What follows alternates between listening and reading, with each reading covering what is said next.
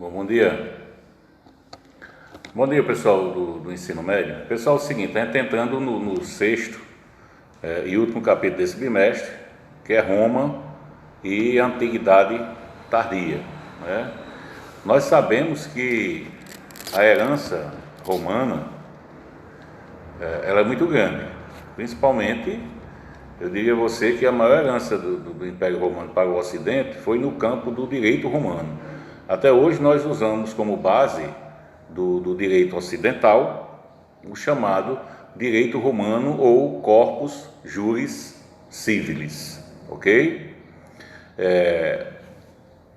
A história de Roma se confunde com com o mito de Rômulo e Remo, né? Foram criados por uma loba, né? E a partir daí os irmãos cresceram, deram origem ao Império Romano. Mas nós sabemos que o povo romano teve sua origem na região da Etrúria, né?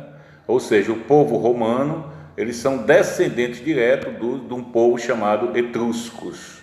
Então são descendentes dos etruscos, certo? Dos etruscos. A cidade romana surgiu num sítio formado por uma série de colinas, né, que era um ponto estratégico na época para se defender de invasões e de ataques de povos inimigos, né? E a grande primeira fase da civilização romana foi justamente a fase da monarquia, né, onde a sociedade romana esteve dividida entre patrícios e plebeus, certo? O patriciado era formado por grandes proprietários de terra e suas famílias, né? As chamadas gentes, né? As famílias chamadas gentes, que acreditavam descender dos ancestrais comuns, né? A plebe era formada, se você tirar os grandes proprietários de terra, o que sobra seria a plebe.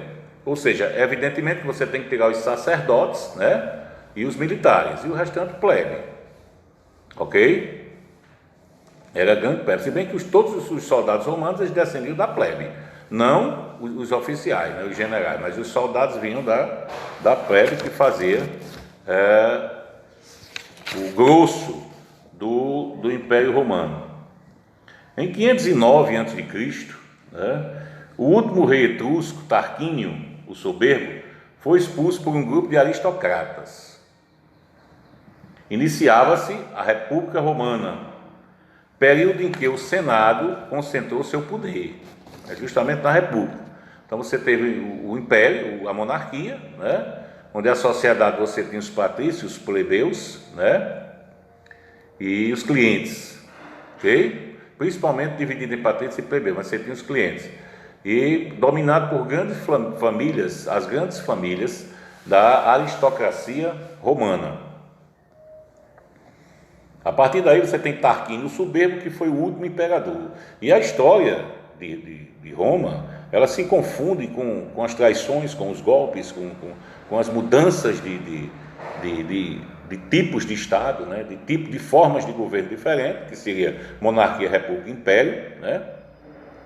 Em função desses golpes e desses, a gente pode dizer, dos interesses particulares dessa aristocracia romana, tá certo? Então a república, depois da monarquia veio a república, então a república de Roma era uma república o quê? Aristocrata, ou seja, era uma república formada pelas famílias mais influentes, pela aristocracia romana, né?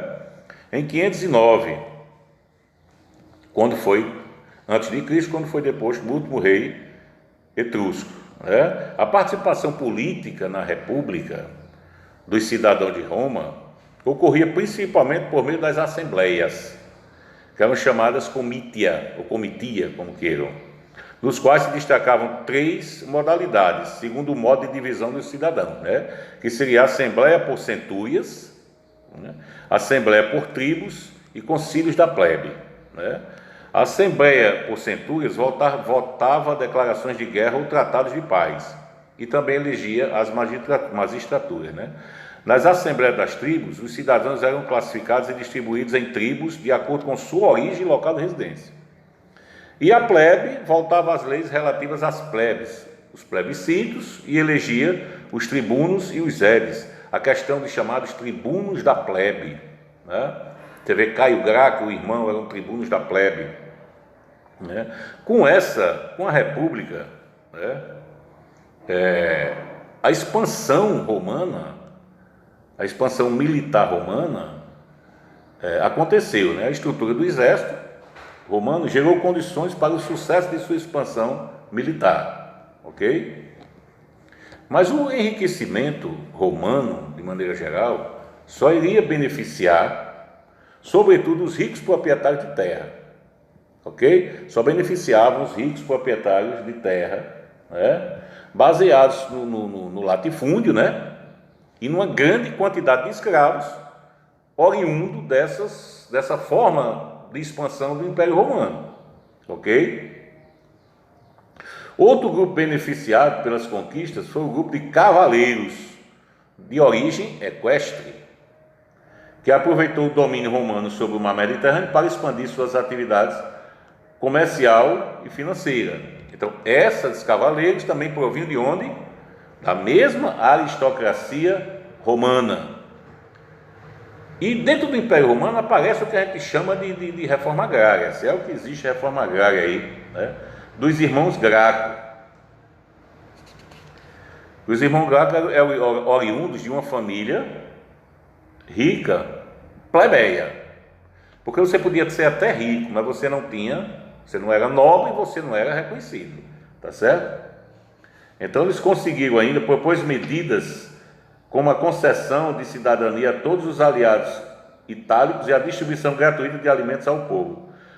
Com o irmão Caio foi assassinado, o mesmo ocorrendo com outras 3.000 pessoas que o apoiavam. Quer dizer, quando você ia na República Romana, quando você estava indo de encontro aos interesses da aristocracia de maneira geral, evidentemente que você ia angariar ódio.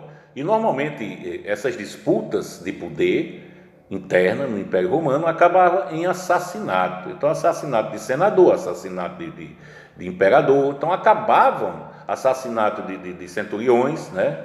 De representantes das centúrias, como os irmãos Caio, né? Os irmãos Graco, no caso, né? Entendeu? Então, dentro vamos dizer assim, dessa articulação política, os assassinatos eles eram comuns em Roma. Para se livrar de um problema, se assassinava, certo? É nesse período também que você tem a questão da revolta dos escravos, comandado por Espartaco, né? Existe até o filme Espartaco, é bom que vocês assistam, que vocês vão ver como o período e porquê da revolta dos escravos, tá certo? Nesse período, né? E por último nós temos o quê? A questão do Império, né? O Império Romano, porque depois veio o Império. Grande parte da nossa cultura, na realidade, foi elaborada na época áurea do século de Augusto. Então você tinha recebendo, por exemplo, Marco Antônio tornou-se o primeiro imperador em 27 a.C., recebendo o título de Augusto. Augusto era um título de imperador, né? Aí você tem Augusto, você tem Calígula, você tem Nero, você tem outros imperadores no Império Romano, tá certo? E até onde se sabe, né? Você tem, por exemplo, o Império Romano do Ocidente, que ele entra em declínio, ele cai no século V, o Império Romano do Ocidente, mas o Império Romano do Oriente, que é justamente na cidade de Bizâncio, né, ele dura durante 7 séculos ainda, tá certo? Durante 7 séculos. Então você tem o Império Romano do Ocidente, capital em Roma, o Império Romano do Oriente, capital Bizâncio,